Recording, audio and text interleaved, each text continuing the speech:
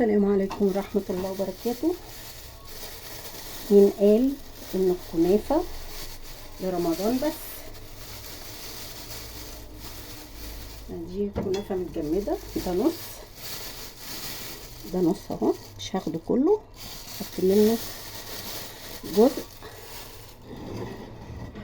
هنكسره. ده متجمد كان في الفريزر، هنكسره كده وارجع لكم. اهي الكنافه بقت ناعمه خالص ازاي.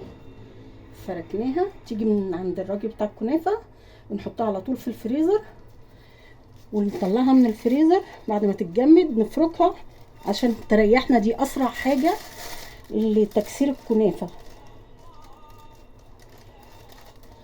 هنحط معلقتين سكر بودره،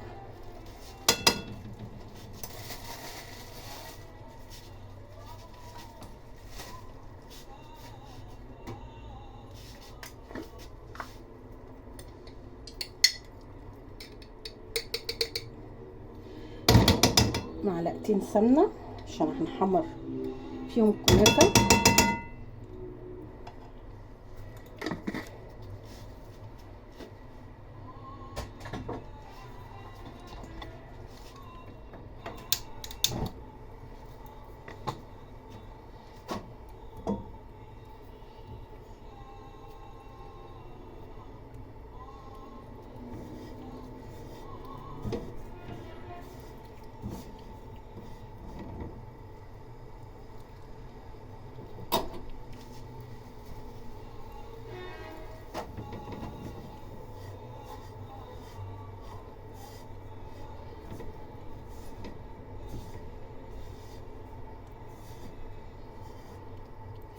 لو هنعملها كنافه في الصينيه يبقى لازم هنفرك الكنافه الناعمه دي بالسمنه والسكر قبل ما نحطها في الصينيه بتاع الكنافه ونحطها في الفرن. هي هتبقى نفس الطريقه، معلقتين السكر البودره والسمنه، ونوطي بقى عشان ما تتلسعش، وهنحمرها. نقعد نقلب لما نحمرها.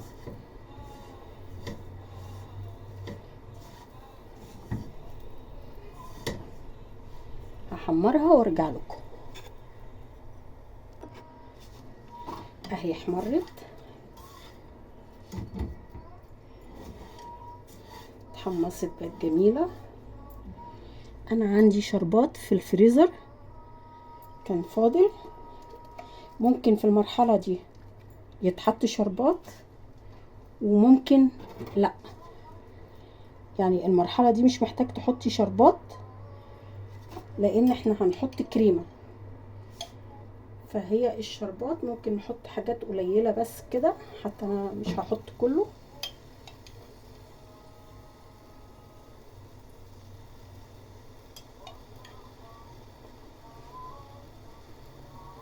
معلقتين 3 بس كده.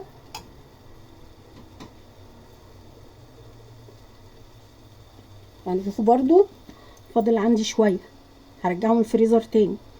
لما يفضل عندك شربات مش بيترمي، بنركنه ونستعمله مره تانية في حاجه تانية.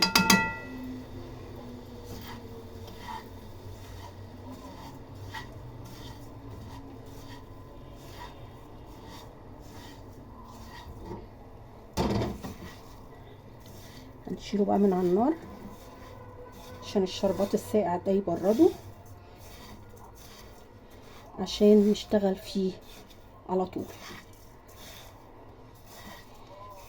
ممكن تلاقي بعض حتت كده مكلكعه من الكنافه دي، مفيش فيها مشكله. دي من الكنافه نفسها مع الشربات ومع الكريمه اللي هتتحط، كله هيشرب وهتبقى جميله وهي مستويه برضو. يعني الحتت دي برضو هتلاقوها متحمصه برضو بس ما خدتش لون. وفي تكات بقى واحنا بنحمص، كل ما نلاقي الطاسه سخنت قوي، نشيلها من على النار ونقلب لغايه ما تهدى شويه عشان الكنافه ممكن تتلسع مننا. فدي التكات اللي تاخدي بالك منها وانت بتحمري الكنافه عشان تبقى كلها لون واحد كده. اهي كده خدت من الشربات.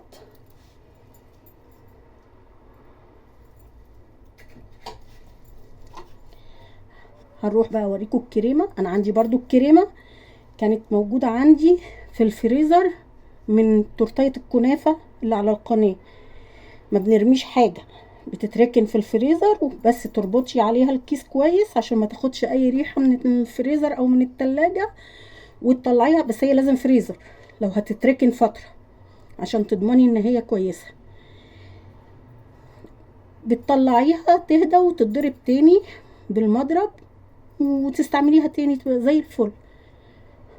هروح اجيب الكريمه واضربها قصادكم واوريكم. انا جبت الكريم باستيل والكريم شانتيه كانوا مخلطين عندي من ساعه تورتيه الكنافه، كنت حاطاهم في الفريزر. فضربتهم وضفت لهم شويه ميه ومعلقتين كريم شانتيه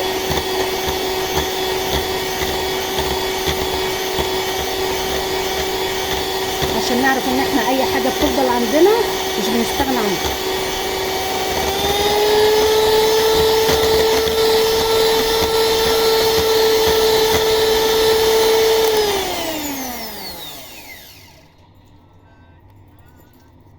هضرب بقى عشان الصوت وارجع لكم. احنا كالمعتاد عايزين اهو الكريمه تبقى كده، نرفع المضرب نتلاقيها ما بينزلش، ولما تخبطي ما ينزلش بسهوله برضو. هفضيه في كيس بقى ونبتدي نطبق كله مع بعض. يلا هنحط بقى الكنافه.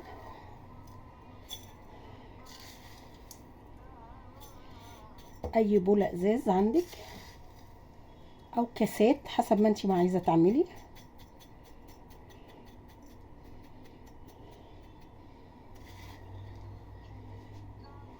نحط شويه، نحط مانجا،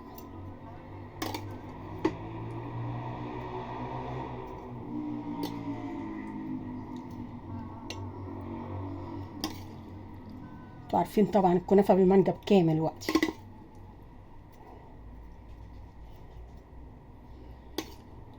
احنا ممكن ما نحطش كتير، نخلي بس الطروف كده هي اللي ظاهر فيها عشان تبقى باينه من بره، والوسطانيه برضو عشان اللي ياكل يبقى باين المانجا في الطعم.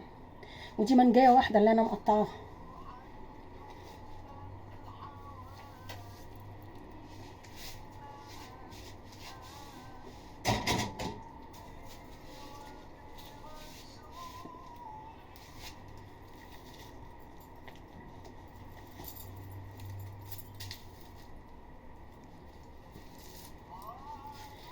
ودي الكريمه هي اسهل حاجه ان احنا نحطها في كيس عشان نعرف نوزعها.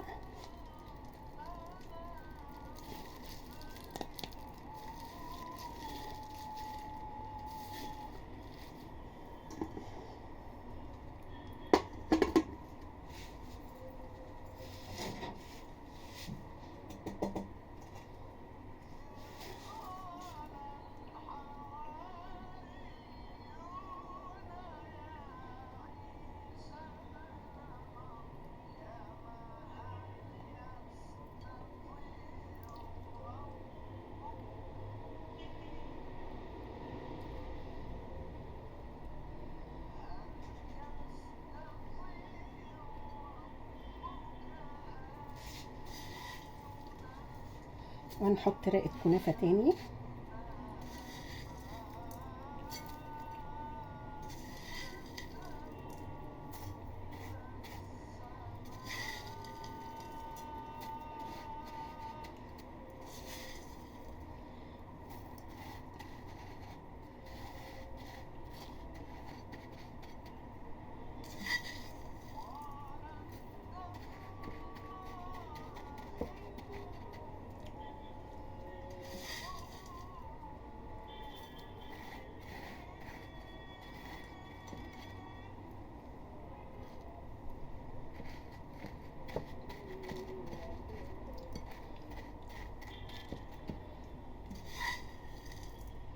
طبعا احنا سامعين قرمشة الكنافة، فلسه بقى لما تشرب من بعضها هتبقى جميلة.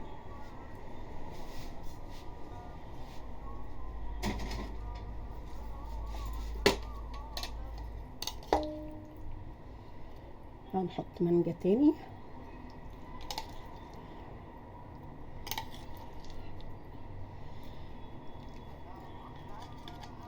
هنحاول نخلي بعض قطع كده، مش مهم تبقى كتيرة، نزوق بيها الوش.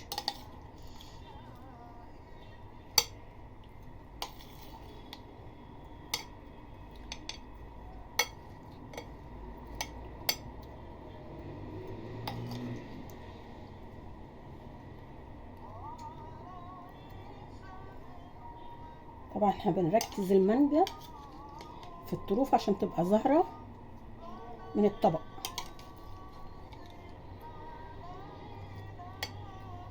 عشان طبعا العين بتاكل قبل البق.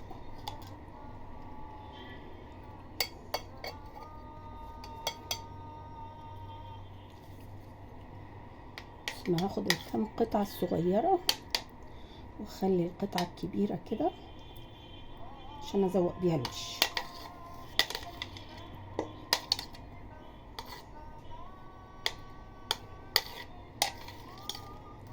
زي ما انتوا شايفين دي منجايه واحده ظبطت لنا الدنيا اهي، بس هي منجايه كبيره الحق يتقال كبيره قوي كمان.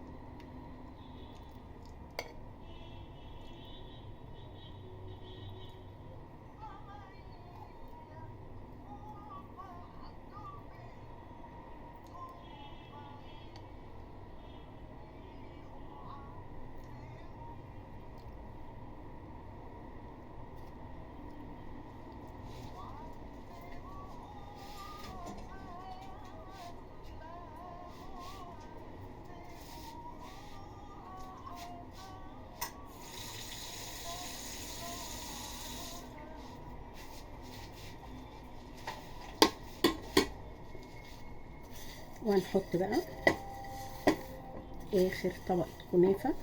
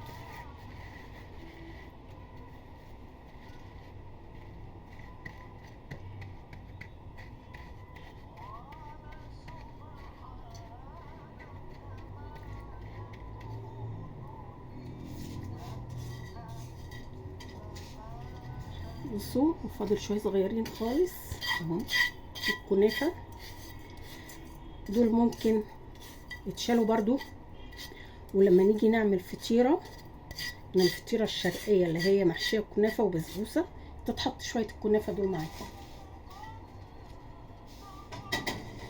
احنا اي حاجه موجوده عندنا ما بنستغناش عنها.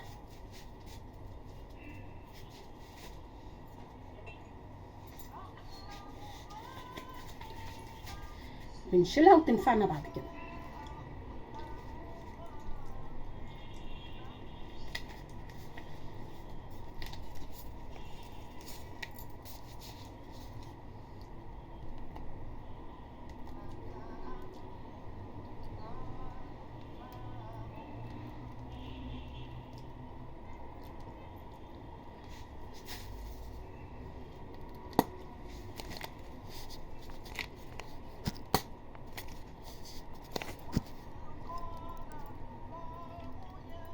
انا بحط الكريمه عشان الكيس ضيق، اللي هو ابو بلبله ده صعب.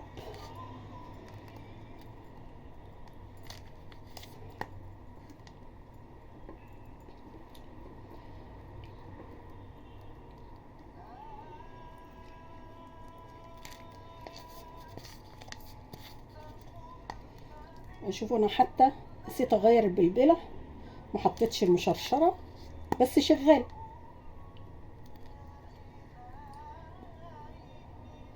مع المانجا هتشتغل. هوريكم الوقت.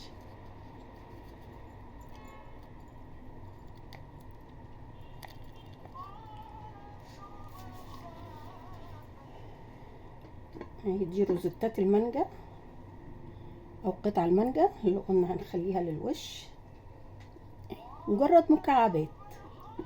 وعملتي احلى طبق مانجا، طبق كنافه بالمانجا، عشان تجيبيه دلوقتي بشيء وشويات. غالي جدا جدا جدا، يعني ما يجيش بتهيالي تمن التكلفه اللي انت بتكلفيها. وفضل عندنا مانجا كمان اهو. احنا ممكن نضيفها كده في الحتت اللي فاضيه عشان اي حد ياكل يبقى في مانجا مع الكنافه اللي هي على الوش، في حين ان احنا حاطين مانجا كتير يعني برضو جوه، بس برضو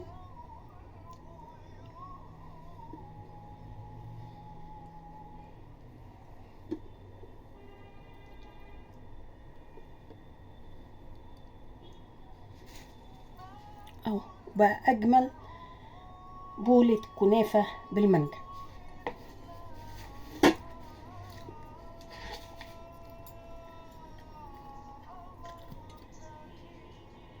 انا عايزه اوريكم شكلها من الجنب.